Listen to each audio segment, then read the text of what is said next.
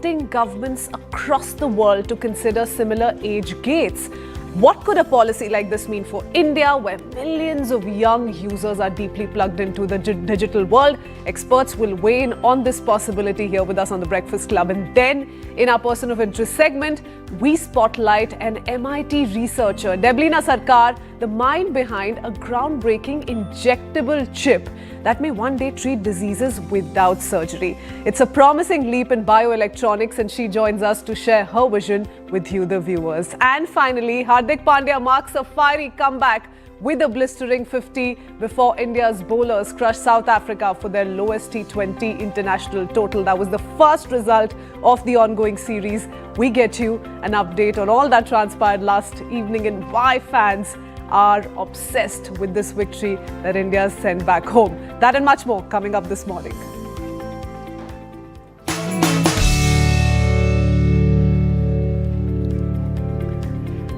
But first, Australia has taken one of the toughest calls on child safety online. It has blocked all social media accounts for anyone under 16. Every major platform now has to shut down these under 16 accounts and verify the age of every new user. The idea sounds simple: keep kids away from addictive feeds, targeted content and unsafe interactions. But the moment the ban kicked in, the enforcement gaps became clear. Shared devices, VPNs, adult logins make the rule easy to bypass. The first pushback has come from YouTube. The platform says blanket bans break supervised spaces like YouTube Kids and push children towards unmonitored apps where the risks are even higher. It also warns that education and creative use takes a direct hit with this. YouTube wants a different model, not bans but safety tools that target harmful features like limits on autoplay, stronger parental controls, privacy safe age checks, and one common safety standard across platforms. This debate is global now. Governments see the ban as a template for future rules. Tech giants flag privacy risks and ID checks. Basically, what they're saying is that ID checks will mandate personal data, which could then open the doors to digital fraud, etc. Child rights groups remain split on whether bans actually reduce harm. For India as well, this opens up serious questions. How do you verify age without hurting privacy? Are our parental controls strong enough? Will bans push kids into unregulated apps outside the country? The larger debate stays complicated because kids face both real risks and real benefits. Online platforms work differently, family use technologies differently, and one-size rules often miss how children actually behave on the internet. Amid all the policy noise, one thing that is steady is that parents still remain the first and most consistent layer of safety for children online. Let's listen into what Australian Prime Minister in fact said, because he's come out with repeated reassurances on how this is actually going to direct the young users' attention to outdoor activities instead of online obsession. Here's what he said. Listen in. This is the day when Australian families are taking back power from these big tech companies, and they're asserting the right of kids to be kids and for parents to have greater peace of mind.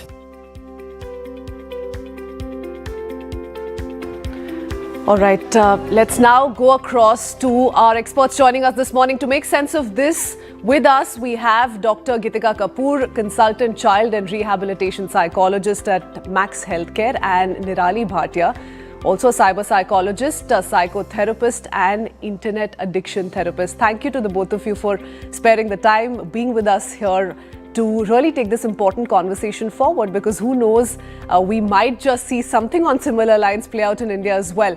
Dr. Gitika Kapoor, can I first begin with you and really go back to the drawing board and ask you what online use by anyone below the age of 16, let's say, typically does to a child's psyche?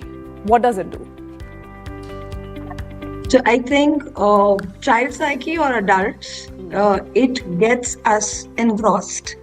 It loses, the person using it loses a relationship or relatedness with the environment. So when Australia has done this at a nationwide level, we need to also understand it's like a family saying that I will create a different ecosystem for my child to develop different skills that are needed for children and youth. And when this happens at a nationwide level, we are doing some major societal changes that we should be doing, right? So the skills that need to be developed by 16 in terms of social relatedness, in terms of communication skills, in terms of managing my leisure time, knowing what I am all about, what my identity is, discovering self. These are important milestones for children. And what social media or any screens for that matter do for our children and adults is it breaks that connection. It engrosses the mind into mindless moving. And we know that social media platforms are curated with their algorithms to entice, to take them in, to attract, where the awareness of what do I want to do? What do I stand for? What do I want to be in the moment? It kind of breaks. People lose their sense of reality to an ongoing addictive behavior which is not mindful. So children get affected by similar things manyfold because they do not yet have the skills of executive functioning. And it's a developing brain still, especially for those under 16 or 18. Your brain is still in the developing stage. Dr. Kapoor, just taking that point forward, isn't there a flip side to that as well? A lot of children, and they may be slightly biased in coming out with this reaction, but they've come out to opine and say that this is also likely to push us further into isolation, and COVID was one such example. So peak COVID, that was the only way people and children were communicating with their friends, in fact with their classmates as well. Online classes were happening through and through. Is that also not a possibility then? Are we not looking at the other side of the story? So yes, very well asked. I think when we do a ban, we need to know that we are taking away something. The important thing is what will they give as alternatives. And when they're doing an experiment at a nationwide level, I am very curious on what they give to their children in terms of what you pointed out very correctly, social connectedness, emotional presence of others around them. I do something, others notice, others respond. They are in pain, I reach out to them. So these alternatives are very, very important. Otherwise, it will become a power struggle between the grown-ups who have the authority and the power. So what the Australian Prime Minister just said, they are taking away the power. And when children, especially youth, are very vulnerable to these equations of who has the authority, whether they have the agency to choose what they want to do and do not want to do. So for me, very important will be what they create at a societal level as grown-up habits. People who are grown-ups, what they do with their gadgets and social media in places where children are present, whether they are parks, whether they are malls, whether they are families, whether it's neighborhood, whether it's schools. Because that's when we say that social media usage, mindful social media usage, is the new habit we are trying to develop. It's not only for children and youth, it is for the entire society. We all are going to be in it together. So it's not only going to be the little ones who do not have the power and agency. But how do you strike that balance in a country as diverse as ours? That's where the challenge comes in. That's why perhaps there are countries that are experimenting, to this extent. Wherein Australia has come out with this, there are other countries like Denmark, Malaysia, very much taking strong cues from this move and wanting to implement this going forward. Ms. Bhatia, let's quickly, then take in your perspective. Tell us whether this cutoff age of 16 is ideal given the online behavioral pattern in adolescence. Let's begin with that first. Hi, good morning, and thank you, Christine, for having me over here. These age numbers have been there in the system for various activities after a thorough research. We all understand that children are in a developmental age, and until a certain age, certain areas of brain, certain capabilities are developed, right? ideally, until the entire prefrontal cortex is developed, which helps us in decision making, which helps us in, rational understanding, etc., it takes about 19 to 20 years. So whether 16 is the ideal cutoff age or not is different. But yes, we are looking at from the perspective that by the age of 16, the child is now in class 10. And then they're going to enter an university or a college environment from 17, 18 onwards. And that's where this figure of 16 comes up, which is reasonably decent for a child to be a little more adult, I would say, in terms of decision making, in terms of understanding the difference between what's appropriate from them and what's not appropriate. It's not 100%, but yet it's better. And then we can eventually introduce them to this entire, gambit of unmonitored, completely entertainment-driven environment, which we are talking about, of social media, etc., which is designed to hold you, to hook you up over there. And that self-discipline starts developing at that particular age group. So yes, we can go enough, because in Indian context, we still have schools till 18, which is a regulated environment. So we can stretch in our country, if we have to introduce something like this, we can stretch it up to 18 as well. But I won't disagree that 16 is not the ideal age or so. You're speaking of the transition. Just out of curiosity, Ms. Bhatia, would that not be a knee-jerk introduction to the online world then? So right after 16 or 18 for that matter, straight out of school, when you enter college and you're exposed to all of these social media applications like Instagram, etc., that introduce you to the world outside, is that not going to be too much for a child at the age of 17 or 18? So let me give you an example of, let's say, a drinking age or a driving age. That's exactly like at 18, you are now having that access, or you are eligible to this. It is going to expose you. The only advantage we have over here in case of social media, that we have already been exposed. A lot of children have been exposed. So that kind of curiosity is still under wraps. Yes, for the newer generation, who is going to be born now, and then they are not going to witness, if a ban like this comes in our country, and then they're not going to witness at all the access to the social media, then it is going to be that, yes, gradually, it will be expected from parents, from societies, from education sector, to prepare them to a big, large world, which is, full of overloading content as such. So, I mean, there is a way how we have, we raise our children. Like we say that it takes a village to raise a child, right? So we are looking at a collective effort of educational support, of parental support, of guidance, of even the support from the social media intermediaries, that yes, when you start giving them an access at 16, post 16 or post 17, you need to start with a certain limited environment access, and then you allow them. I mean, we can do that, a progressive access. I mean, children were not exposed to YouTube Kids or Instagram, let's say 10 years ago or 15 years ago. True. So we've all been raised in that environment. A little bit of tweaking, I'm sure, is a reality that we all can turn into a possibility in the future. Do understand that point. Dr. Kapoor, I now want to understand from you what happens to a child's psyche. So early exposure, what does it typically do to a child? And is there scientific evidence to prove that early exposure can lead to anxiety, low self-esteem, or even attention problems? And can you give us some examples, really? Yes, and I think post-COVID, we saw a lot of research come in, because the media use or the electronic gadgets use became rampant. And it was unmonitored also, though it was monitored by schools, but it was unmonitored at home as well. The social behavior of people, humans, is programmed to observe and learn.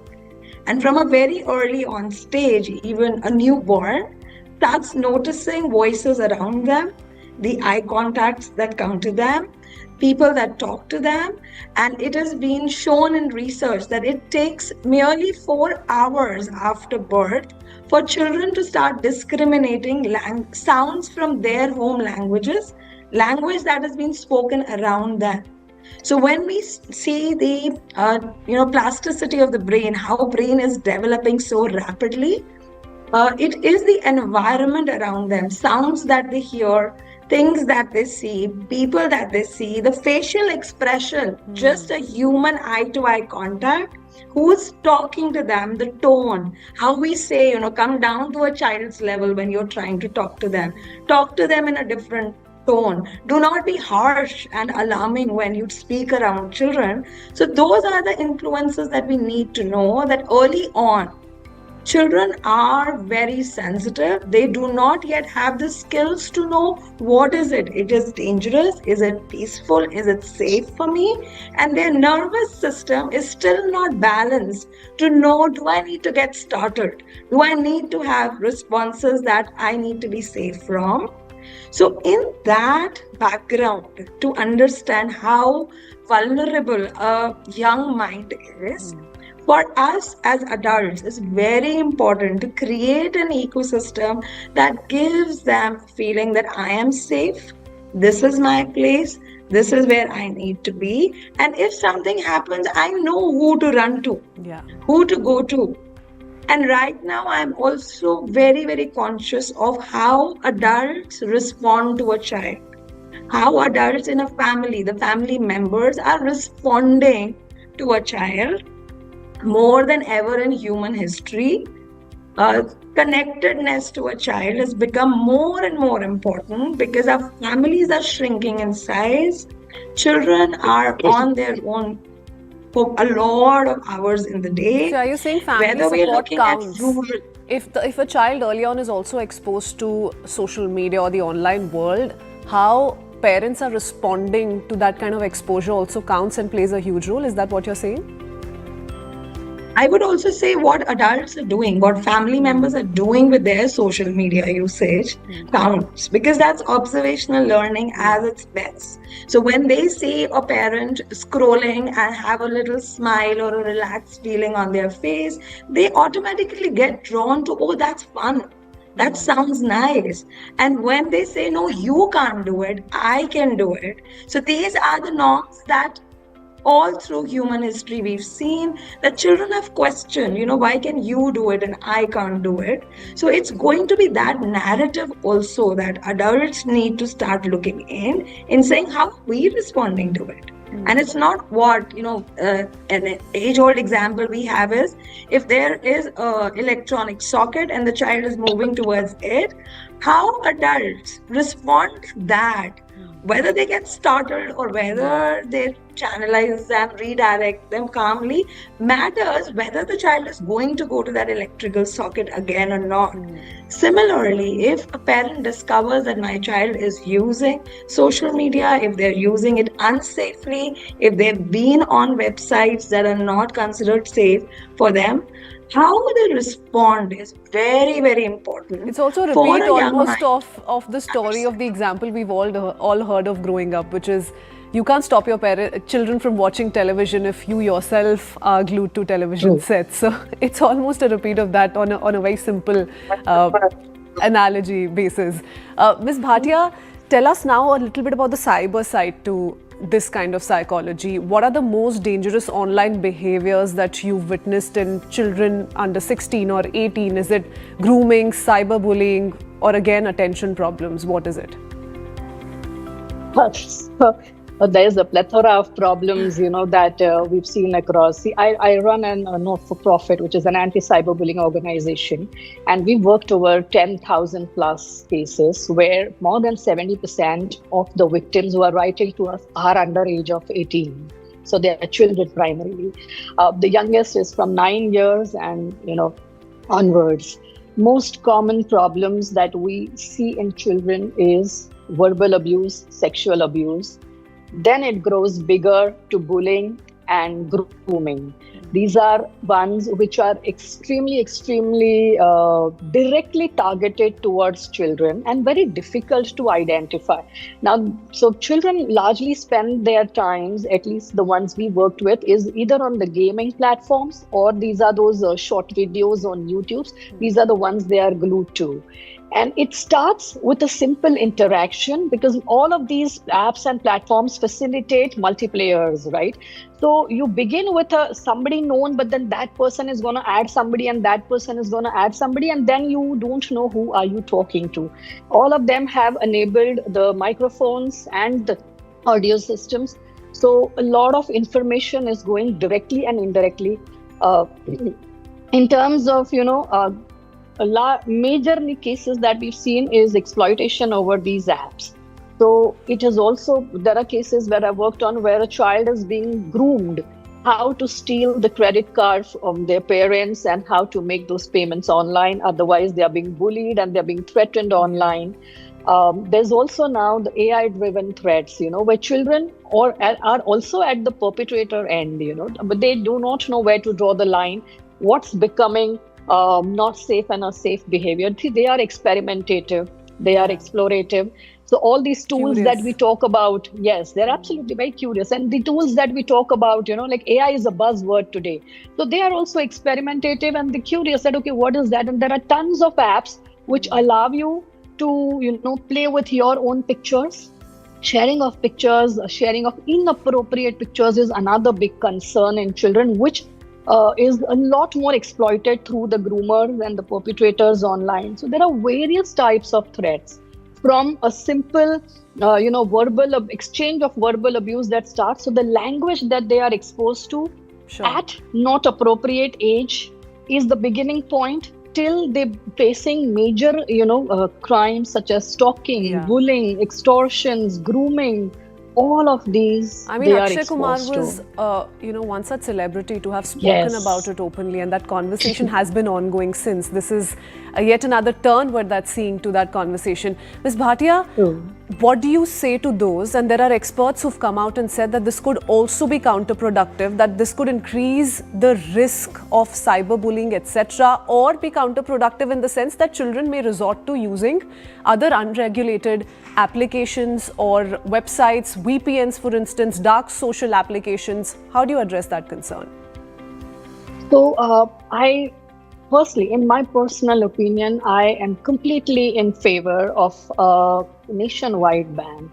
We have, for years now, COVID was the catalyst where we had unregulated access and unlimited access at every age group. And since then, and we identified those problems also earlier, since then we've been struggling to get, a moderate usage. Screen time is a big problem, regulated content is a big problem, and these cyber crimes. Now it's been years and we've still not come up with a solution. So something grave that we need to put a stop to immediately requires a, nationwide action and effort. I am not, saying that yes, it's going to be 100% success for everything. Like, let's take an example of when PUBG was banned, when Pokemon was banned. There is going to be initially that kind of, breakout where people will look for alternatives. People will look out for, escape ways through VPNs, etc., to, faking their age group and all. But over a period of time, it is more acceptable because it's now generalized. Your peers are not having access, so there is that curiosity that is taken away, and you're not singled out. Plus, it's a continuous process. It's not like once you ban it, your job is over as government. No, it does not work like that. You need to have, a progressive system where you are going to eventually close down all the loopholes. So it works at multiple levels with a parental support. Don't parental support being the key. Ms. Bhatia, we're running out of time. As an, we're running punishment. out of time. So very quickly, last 30 seconds to Dr. Kapoor as well. Dr. Kapoor, speaking of parents, how much of a responsibility lies with them, and what would your quick tip be to parents who are in countries that are already implementing this or countries that are looking forward to this? What kind of role should they play? Because a lot of people are saying if parents, for instance, give in to the pressure and give access to applications through their accounts to children, that's going to be dangerous indeed, and it's not going to make a difference at the end of the day. Right. So I think parents need to stay patient, be around, know that how to monitor their child's gadget differently because there are applications available even for that. Also come in to spend more time with the children. Do not leave them in a vacuum. Try to build a social network which keeps the child engaged and busy. Also work closely with the schools where when they send out homeworks, assignments, how to moderate the gadget usage so that it's not becoming a barrier or a tussle between the school and the parent. So it needs to be that system around the child where they're not left without anything. We need to give them something, right? And what is that going to be? That will need creativity. And I'm really looking forward up to Australia right now to say what creative solutions do they come up to instead of just forcing children towards them. Correct. And also possibly for parents, it's high time not to hand over phones and gadgets to their children when they're not eating their food, when they're distracted, or when parents, for instance, need me time. Thank you so much to the both of you. It was wonderful having you on board the Breakfast Club. Thank you for decoding that all-important story. You. Let's see how this shapes up going forward. The other countries that take up this step, and will India follow suit, in what capacity? We'll be tracking that very, very closely. Heading into a very short break for now. Coming up after the break, we shift our attention to our person of interest. We spotlight the MIT researcher who is coming up with a technology which is an injectable chip that may one day treat diseases without surgery. That conversation up next.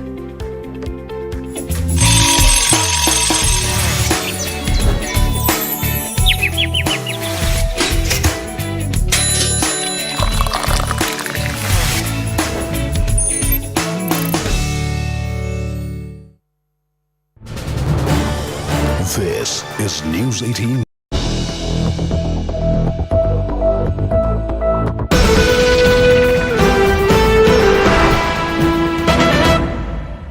ये आपकी रक्षा के लिए और ये आपकी रक्षा के लिए। अरे ये क्या है? ये आपकी रक्षा के लिए और ये घर की रक्षा के लिए। न जले न पिघले, घर घर को सेफ बनाएं। अपार Anushakti fire protect wire.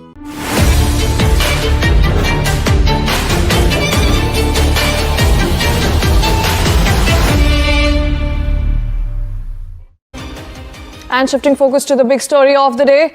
Well, the fallout of the Goa pub fire tragedy that claimed 25 lives is intensifying. Law is catching up with the fugitive owners Saurabh and Gaurav Luthra, who fled to Thailand hours after the blaze at Birch by Romeo Lane Club. Now, bulldozers have already demolished part of their flagship property in Vagatar Beach as authorities tighten the noose around this case. Now, Goa police yesterday detained another accused, Ajay Gupta, from Delhi after a lookout circular and arrest warrant were issued. Meanwhile, Interpol has now issued a blue corner notice against the absconding Luthra brothers, and the Ministry of External Affairs has also begun the process of cancelling their passports.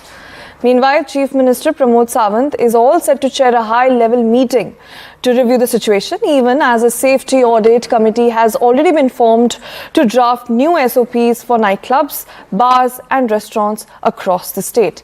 Listen in.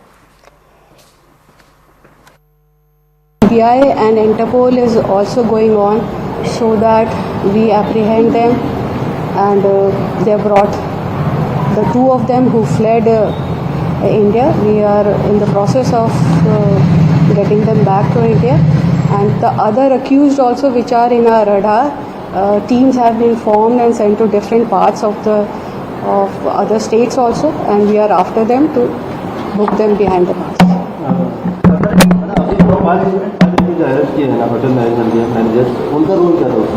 Actually, they were the operational managers. They had to manage the day-to-day affairs. One had to look after the basic operations, electrical things are put in place, and the fire extinguishers are there. So they were the operational people who were, and each manager had the specific role of the operation of the nightclub.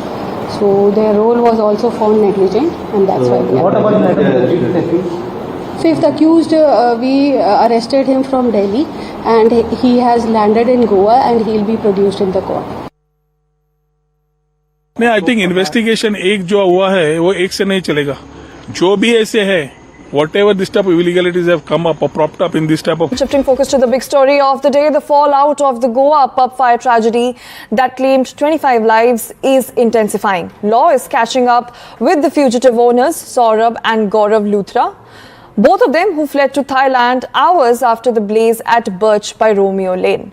Now, bulldozers have already demolished part of their flagship property in Vagator in Goa as authorities tighten the noose.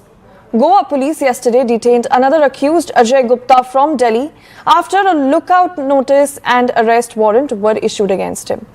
Meanwhile, Interpol has also issued a blue corner notice against the absconding Luthra brothers, and the Ministry of External Affairs has also begun its process of cancelling their passports. Meanwhile, Chief Minister Pramod Sawant is all set to chair a high-level meeting to review the situation, even as a safety audit committee has already been formed to draft new SOPs for nightclubs, bars and restaurants across the state.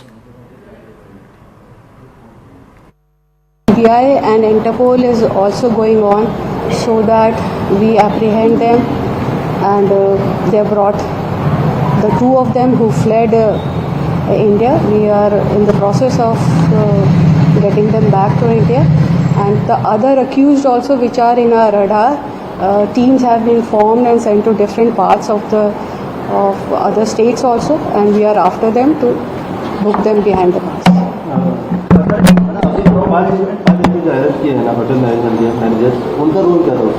Actually, they were the operational managers. They had to manage the day-to-day affairs. One had to look after the basic operations, electrical things are put in place, and the fire extinguishers are there. So they were the operational people who were, and each manager had the specific role of the operation of the nightclub. So their role was also found negligent, and that's why they are. What about the fifth accused? We arrested him from Delhi, and he has landed in Goa, and he'll be produced in the court. नहीं, I think investigation एक जो हुआ है वो एक से नहीं चलेगा. जो भी ऐसे है, whatever this type of illegalities have come up or propped up in this type of coastal belts, I think need to be relooked at, checked, and I think if they need to be stopped, they need to be stopped. If demolished, they need to be demolished, so that at least the issue of tourism again, or this type of experiences again, or unwanted things, episodes, don't happen in a peaceful state of Goa.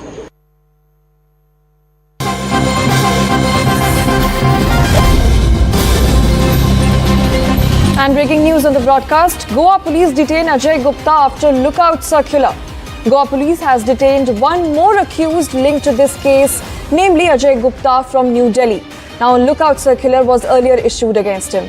This is what we are getting in for you as far as the Goa tragedy is concerned. I'm now being joined by CNN News 18's Yasha Kotak. Yasha, very good morning to you. What is the latest you can tell us about this arrest? So Ajay Gupta is the partner of Luthra brothers. In fact, ever since yesterday, Goa police was on the lookout for Ajay Gupta because both the Luthra brothers have escaped to Phuket is the information that they've gotten. Now, considering the fact that they are one of the persons who were owners of the club and were running the operations, and Ajay Gupta being their partner was equally responsible for the same. So here, when we speak of this very instance, now Ajay Gupta, who's been detained, would have to be questioned to understand the whole role, whether he was aware of this, of the irregularities and illegal operations that were on, because clearly, as a part of the investigation, Goa police has found out that there was.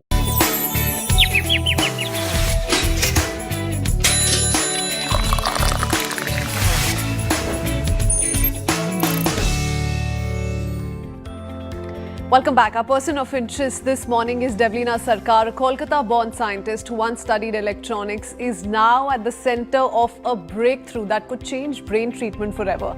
Devleena graduated from IIT Dhanbad and is now a professor at MIT. Her work has led to a stunning new technology that could treat the brain without surgery. It's called circulatronics, microscopic wireless chips tiny enough to be injected into the bloodstream straight up. The hope is that one day this could help treat Alzheimer's, epilepsy, brain cancer and other severe neurological disorders without ever opening the skull. The mission is clear, a future where treatments that once needed high-risk surgeries can be done with just a simple injection. So let's go across to her. Deblina joins us to explain how this technology works and what it could mean for the future of medicine and surgery. Good morning, Deblina. Thank you for being with us here today. Hope you're doing well.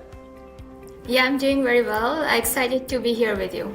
Likewise. Deblina, let's start with the basics. What exactly is this injectable chip and what makes it different from conventional medical implants that we've all heard of, seen of, and have spoken of through the years?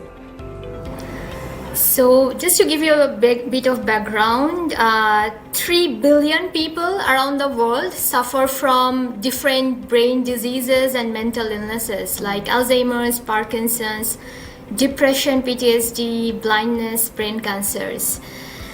And drugs are mostly ineffective in treating them and they have a lot of side effects. And while it is known that if you can precisely electrically stimulate the neurons, that can be a very effective modality, those medical implants are highly risky. They require risky brain surgery, creating a hole in the skull and putting a centimeter scale probe in. And that is associated with risks of infection, morbidity, and mortality. And because of the surgery-related risks and $100,000 of surgery costs, such technologies are limited to less than 1% of the patients. So to overcome these challenges, what we have built are tiny nanoelectronic chips which can be introduced to the bloodstream and they travel seamlessly through the body fluid. And they have the capability of autonomously recognizing a target disease region in the brain. And this is also the first demonstration of electronics which can even cross the intact blood-brain barrier and they self-implant in the disease region. And they can be wirelessly powered to provide very precise electrical stimulation of the neurons, which can treat diseases which are even resistant to drugs. So that is in short what this technology is about. Deep brain stimulation has been an effective tool for years now, but you're telling us about this very interesting phenomena, a tweak to how that really can happen inside your body. Deblina, what stage is the technology currently at? Are we looking at lab testing, animal trials, or more, even further? Yeah, so we have demonstrated this technology very robustly in animals. Right now we have developed this tiny electronic chip and shown that these have record energy efficiency in terms of harnessing wireless electromagnetic fields and converting them into electrical power from brain stimulation. We have also demonstrated the capability of them of self-implanting in the disease region. Moreover, we have also results of their efficacy in multiple diseases. For example, in the area of Alzheimer's disease, we have shown that with precise electrical stimulation, you can halt the basically spread of the pathology to neighboring brain regions. So it would be a preventative technology. It could prevent the development of the disease itself. In the area of brain cancer, we have shown that, and we have worked with terminal brain cancers like glioblastoma and pediatric brain cancers such as DIPG, where the average survival rate of patients after diagnosis is only 12 to 18 months, and have shown that where chemotherapy and radiation does not work, and these are research we have done taking brain tissue from patients we have got from hospitals. These are patients who have died because radiation or drugs could not help them, and with such tissues we have created human-like brain cancer in animals and shown that with precise electrical stimulation you can actually completely halt the growth of brain cancer where other technologies have failed. So this can increase the survival of patients to more than 85%. This sounds very promising indeed, Deblina. can this chip potentially treat diseases and conditions beyond the brain? So can it go beyond neurological disorders and diseases and to other organs, because it's so very capable? And this is me asking this question out of curiosity. No, this is actually a very good question. So this technology is not just confined to the brain and can be applied to other parts of the body as well. So because these are nanocomputers which can travel through the body fluids, the vasculature, which is the universal roadway and pathway towards every nook and cranny of the body, this vasculature reaches. So using that roadway, these devices can reach those paths.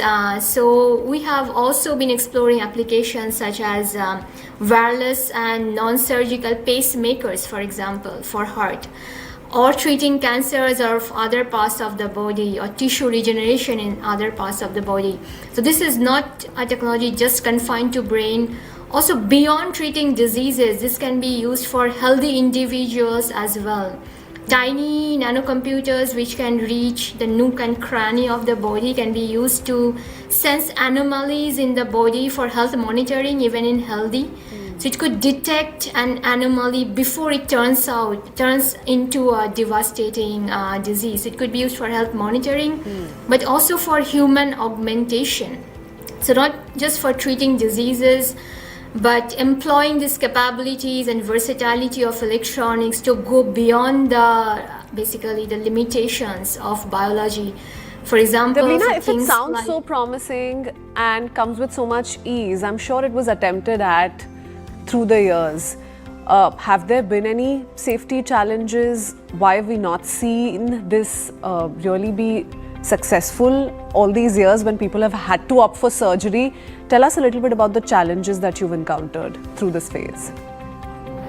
I think there were major technical challenges that we had to overcome to build this technology, because this was considered an impossible technology to start with. If I may say, like for the first 2 years, more than 35 grants I wrote got rejected in a row, because reviewers mentioned that brain implant specifically, which can be non-surgical, was impossible. So major technical challenges that you had to overcome was to build these tiny nanoelectronic chips which had record power conversion efficiency so small, it is actually billion times smaller than a grain of rice. So small that it can seamlessly integrate with the body fluids, travel with the body fluids without causing any hindering to the normal flow of cells. These are devices which can integrate seamlessly into the brain, creating brain-computer symbiosis. So we have shown that this technology is very safe and biocompatible. They co-live and coexist with the cells without causing any damage. The cells we have shown are actually completely healthy around the brain cells. But developing the technology itself was not easy. National Institute of Health called this technology something from the science fiction novel.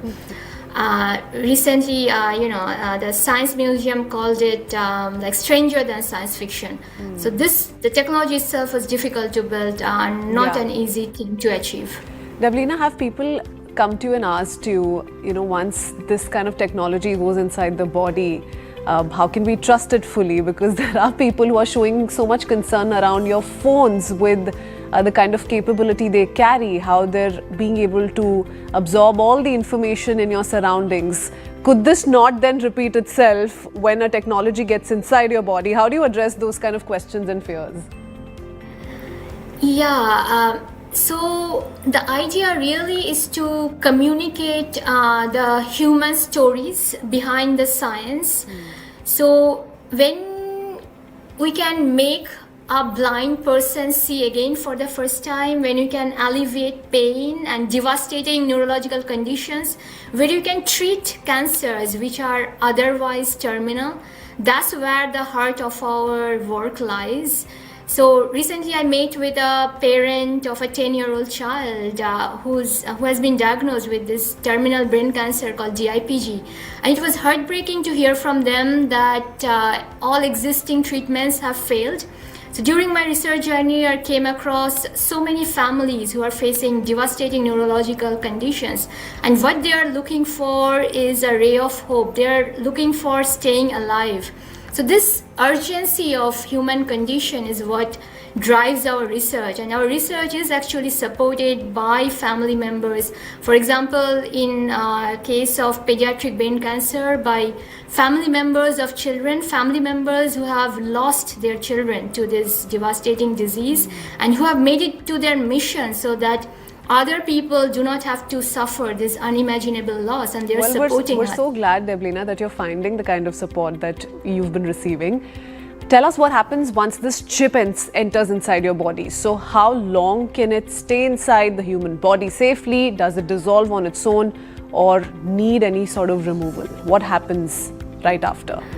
So they can be made to stay inside the body for a shorter or longer term based on the application needs. This could be chronic applications, for example, more than 5 years, or for shorter application, which could be a matter of few months, for example, and that's based on the application.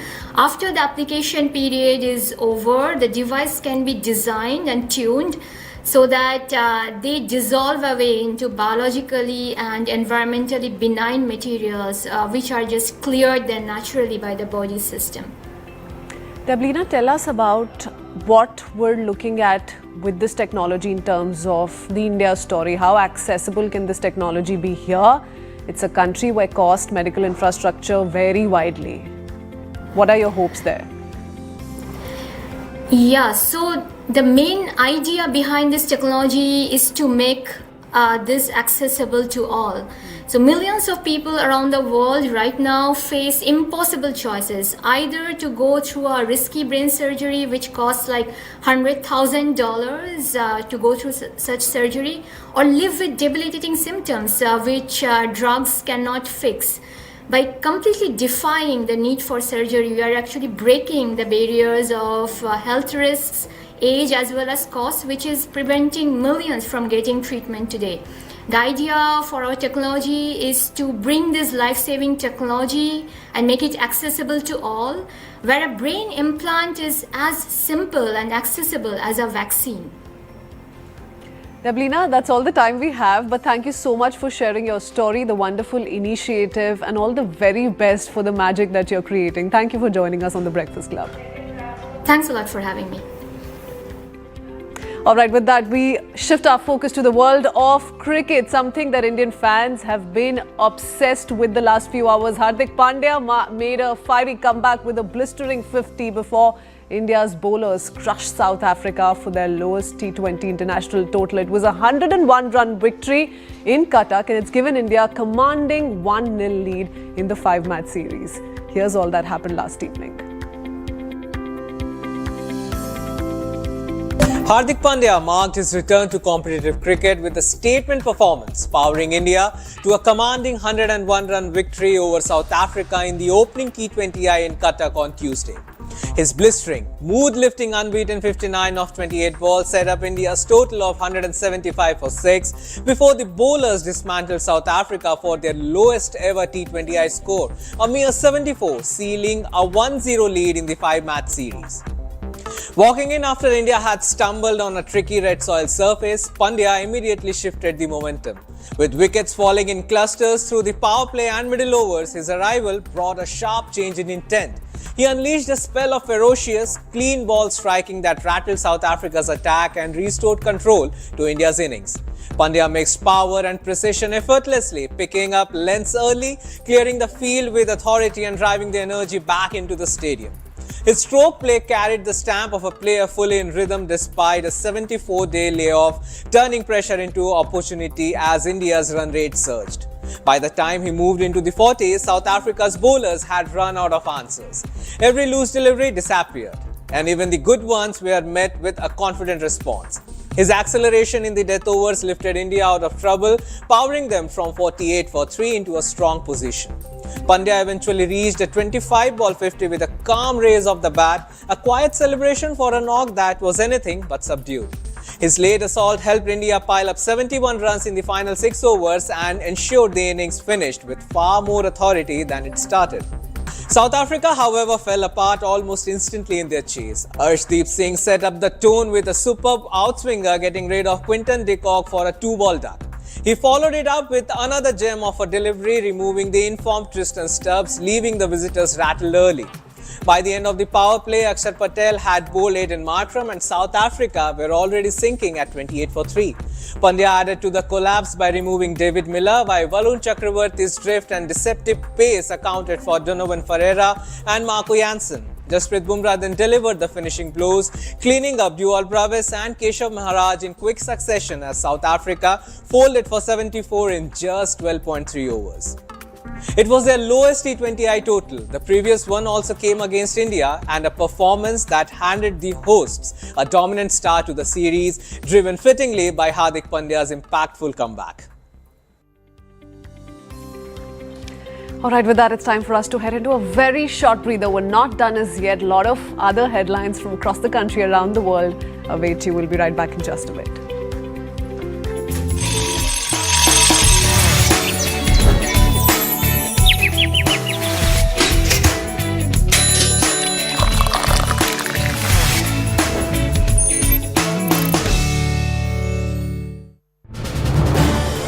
This is News 18 Network.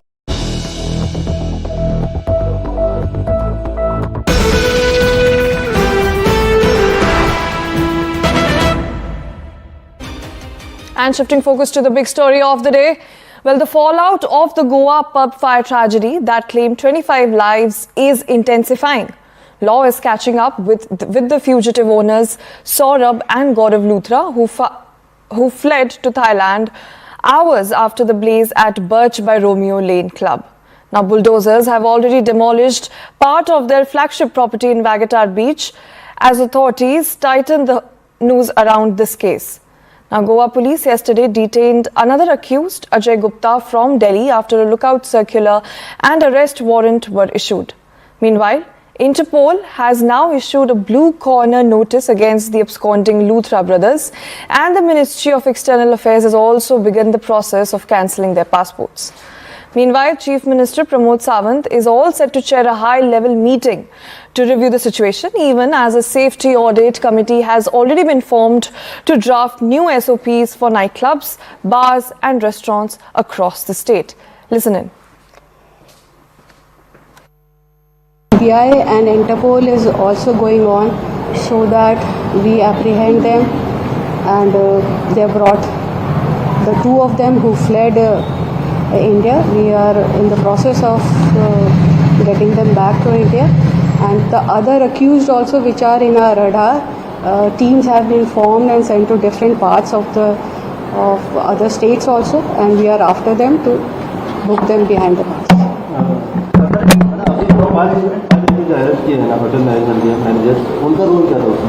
Actually, they were the operational managers. They had to manage the day-to-day affairs. One had to look after the basic operations, electrical things are put in place, and the fire extinguishers are there. So they were the operational people who were, and each manager had the specific role of the operation of the nightclub. So their role was also found negligent, and that's why they what about the fifth accused, we arrested him from Delhi, and he has landed in Goa, and he'll be produced in the court. नहीं, I think investigation एक जो हुआ है वो एक से नहीं चलेगा. जो भी ऐसे है, whatever this type of illegalities have come up or propped up in this type of coastal belts, I think need to be relooked at, checked, and I think if they need to be stopped, they need to be stopped. If demolished, they need to be demolished, so that at least the issue of tourism again, or this type of experiences again, or unwanted things, episodes, don't happen in a peaceful state of Goa. After Goa government issued directives stating that all the... Shifting focus to the big story of the day, the fallout of the Goa pub fire tragedy that claimed 25 lives is intensifying. Law is catching up with the fugitive owners, Saurabh and Gaurav Luthra, both of them who fled to Thailand hours after the blaze at Birch by Romeo Lane. Now, bulldozers have already demolished part of their flagship property in Vagatar in Goa as authorities tighten the noose. Goa police yesterday detained another accused, Ajay Gupta, from Delhi after a lookout notice and arrest warrant were issued against him. Meanwhile, Interpol has also issued a blue corner notice against the absconding Luthra brothers, and the Ministry of External Affairs has also begun its process of cancelling their passports. Meanwhile, Chief Minister Pramod Sawant is all set to chair a high-level meeting to review the situation, even as a safety audit committee has already been formed to draft new SOPs for nightclubs, bars and restaurants across the state. CBI and Interpol is also going on so that we apprehend them, and they brought the two of them who fled India. We are in the process of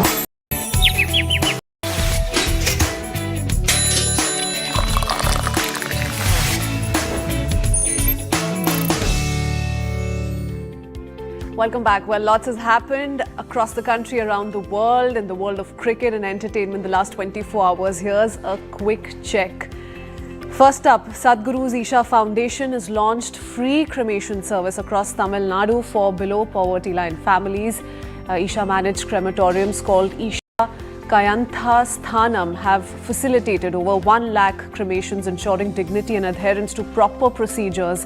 It currently operates 17 gas crematoriums in collaboration with Tamil Nadu government and is preparing to assume responsibility for 3 additional facilities.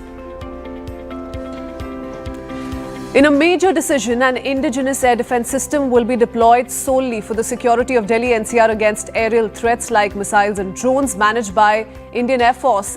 The integrated air defence weapon system is being developed with DRDO using homegrown components such as the quick reaction surface-to-air missile and very short-range air defence systems.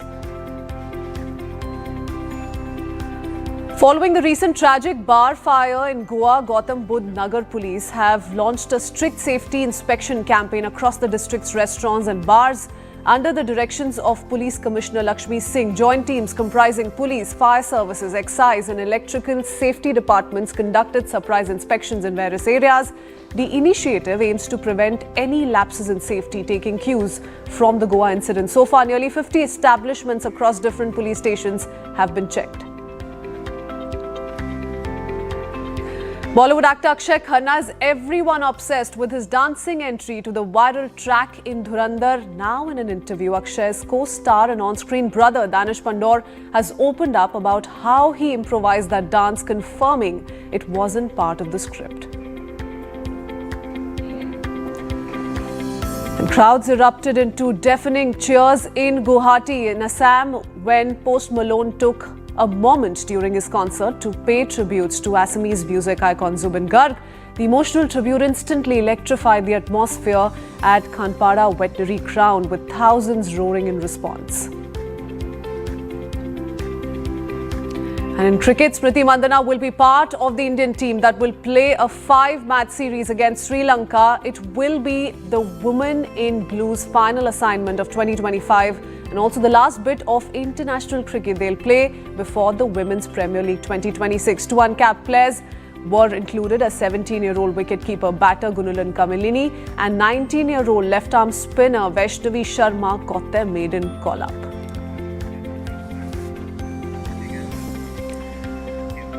Well, that's all we could pack for you for today. We're midweek through already. There's lots more that we're going to be covering on Thursday and Friday. Keep sending in your suggestions. Thanks for being with us. We'll see you same time, same place tomorrow. Bye-bye.